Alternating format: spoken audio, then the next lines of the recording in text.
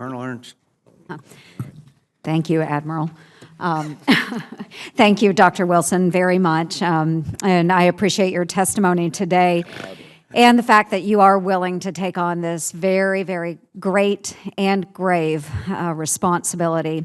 And before I begin, I would just like to ask you some simple yes or no questions. Dr. Wilson, number one, do you commit to cutting wasteful spending and making it a priority? Yes.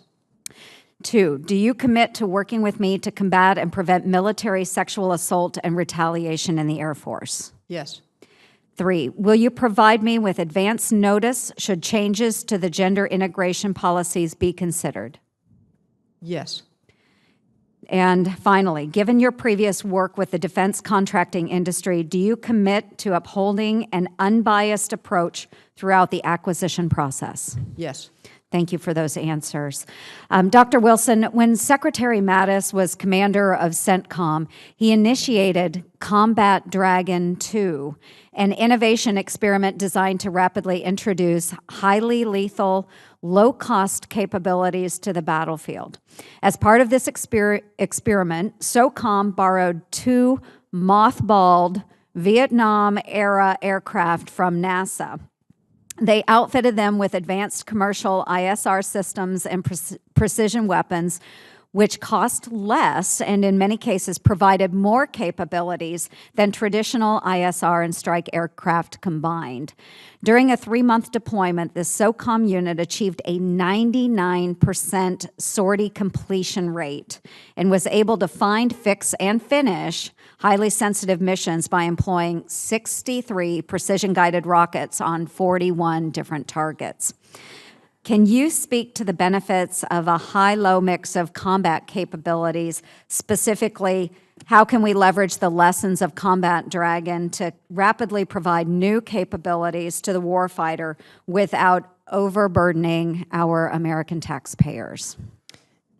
Thank you, Senator. I think that's probably a good example, although I was aware of some OV-10s that were recently brought back to service. I don't know if those, if that was the Combat Dragon program, but I do think that there are ways to innovate, and I've been involved in a few of them myself when I was on the National Security Council staff, trying to get some very new capability to the warfighter. We always have to be sensitive to the fact that sometimes our great ideas in the world of science and engineering have to be operated by an 18-year-old with minimal training in a very highly stressed situation. So we always have to be sensitive to those things and the total cost of maintaining and all of those things. But I think particularly the Air Force has always been, we're supposed to be the innovators. We're supposed to be the can-do, fix it, get it there, you know, duct tape and baling wire kind of service in a way. And I think I'm very open to those